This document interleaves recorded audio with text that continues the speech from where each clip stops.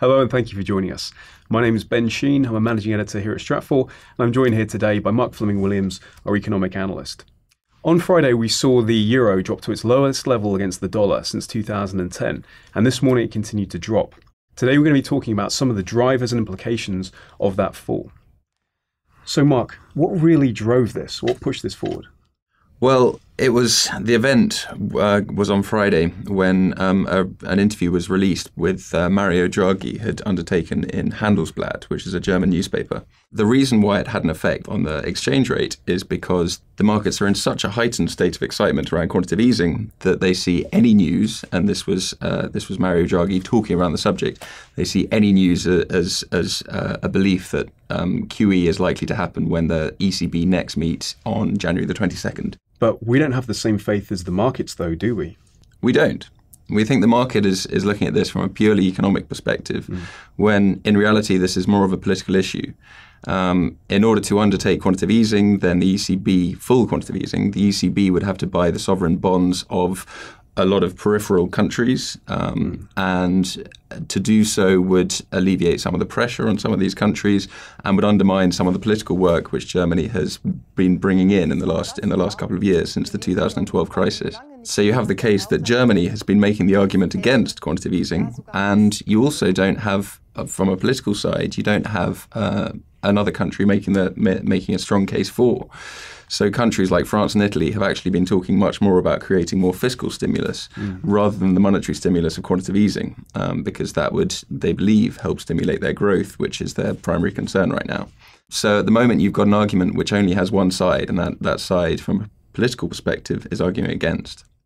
So with the markets currently pricing in on an event that we don't think is likely, do you foresee a day of reckoning when quantitative easing doesn't actually come to pass then? Yes, at some stage. So Mario Draghi, who is the ECB president, is the king of being able to move the markets just with his words without actually having to do anything with it. So 2012, the crisis, the sovereign debt crisis of 2012 was solved by Mario Draghi stepping up and saying, we will do whatever it takes to save the euro. And the market relaxed, essentially, without him having to do anything. We believe that this is more of the same, essentially, and I wouldn't put it past him to be able to make the markets believe that QE is imminent for a much longer time than perhaps anyone else would be able to. Generally, though, yes, there is a readjustment of some sort. Most likely, the place to look will be in the bond yields. They, at the moment, Germany's bond yields are around 0.5% for the 10-year bonds. Italy, Spain, France, they're all at unnaturally low levels because the market believes that quantitative easing is imminent.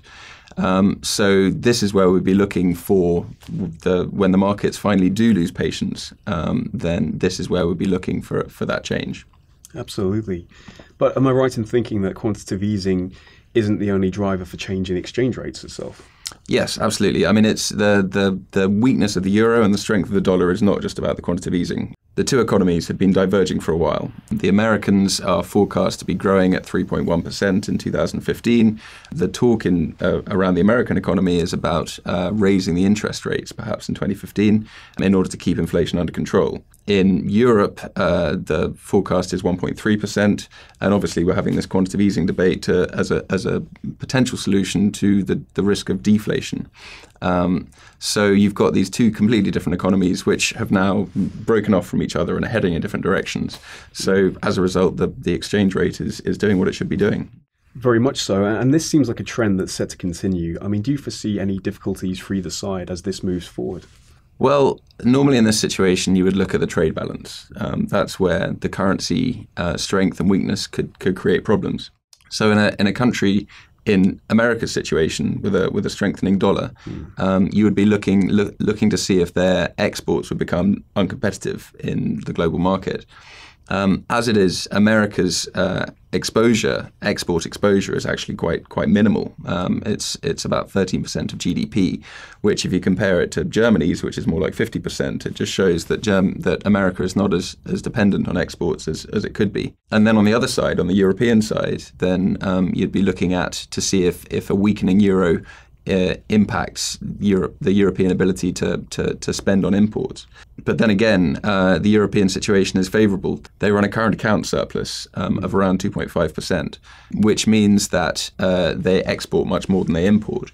And the one major sector in which they do import is energy. And again, the timing is slightly on their side, because you have a huge fall in the oil price in the last year. So the oil price has dropped 46% in 2014. The euro's dropped 9%. So still, even after the drop in the euro, they're still on a net gain in terms of their energy imports. So as things stand, we see this trend of the weakening euro and the strengthening dollar not to create difficulties, and actually to create more benefits for both sides. So it could make for an interesting opening to 2015. Mark, thank you so much for explaining what's currently going on in the European markets. For more information on this topic and many more, please read stratfor.com. Thank you.